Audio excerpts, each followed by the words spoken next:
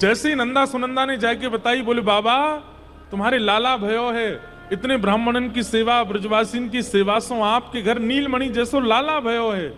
तो नंद बाबा स्नान करके सबसे पहले ब्राह्मणों के पास गए, ब्राह्मणन को जाके वंदन किया, दक्षिणा बांट करके आए, सबसे आशीष लेकर के आए, फिर गौ माता की सेवा करने गए और तीसरा श्री यमुना जी का पूजन किया। 3 अर्चनाएं करने के बाद फिर लाला को देखने गए।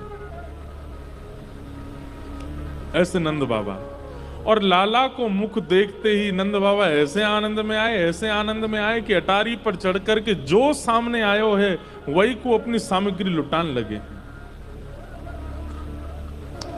अभी नासिक में कथा थी वृंदावन रसोत्सव, पूरी कथा का नाम ही यही था। तो वहां किशोरी जी के प्रादुर्भाव की कथा सुनाई गई, ज्यादातर किशोरी जी का चरित्र कहा। तो उसमें एक भाव आया इतना सुंदर कि जैसे ही नंद बाबा के लाला भयो और ये खबर 84 कोस में फैलती फैलती फैलती जैसे ही वृषभानु जी और कीर्ति मैया को प्राप्त भई,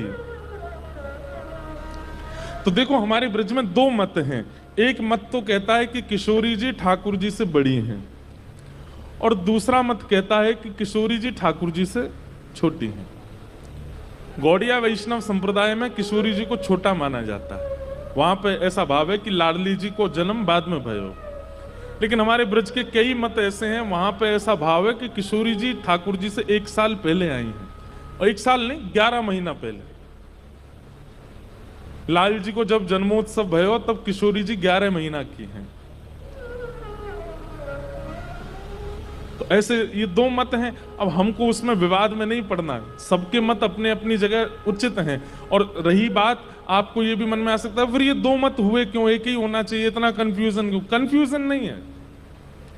ठाकुर जी का किशोरी जी का एक बार आगमन नहीं हुआ पृथ्वी पर, वो जब उनकी इच्छा लीला की होती तब तब वो पधारते हैं। ये लीलाएं कभी कभी किसी किसी कालांतर में, किसी किसी कल्प में किशोरी जी पहले आई हैं, किसी कल्प में ठाकुर जी पहले आए हैं।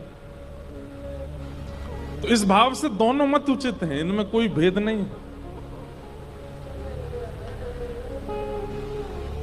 तो जैसे ही वृषभानु जी को पता चली कि लाला भयो है, अब यहां हम इस मत से सुनेंगे कि अभी किशोरी जी को जन्म नहीं भयो है।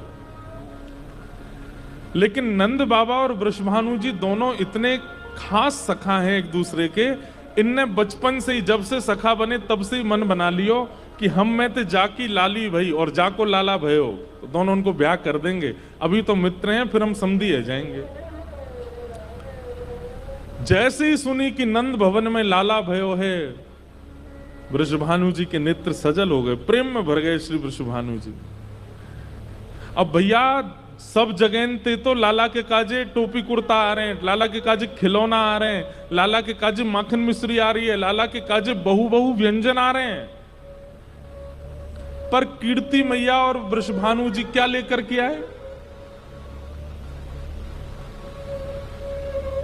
आप लोग शायद जानते हो, जब ब्याह पक्का होता है ना, तो उससे पहले रोका होता है।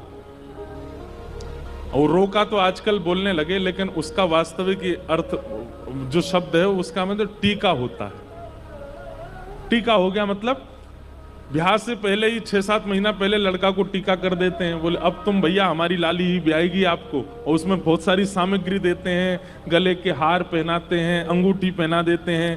सास ससुर और परिवार के बड़े लोग जाकर के नारियल दे आते हैं लाला को कि भैया अब तुम हमारे जमाई बनने लायक हो, अब 6-7 महीना बाद मुहूर्त है, ब्याह करेंगे। और ऐसे ही वर पक्ष के लोग वधू के यहाँ जाते हैं, वहां वधू का तिलक करके आ जाते हैं। तो जब नंद बाबा के लाला भय 2 दिना के लाला को टीको करवे आए हैं, कौन? वृषभानु जी और कीर्ति मैया। इसलिए हमारे ब्रज में आज भी गाते हैं, नंद महर घर धोंटा जायो। धोंटा मतलब लाला। और जैसे ही कहते हैं नंद महर घर धोंटा जायो, फिर सब लोग कहते हैं बरसाने से टीको आयो।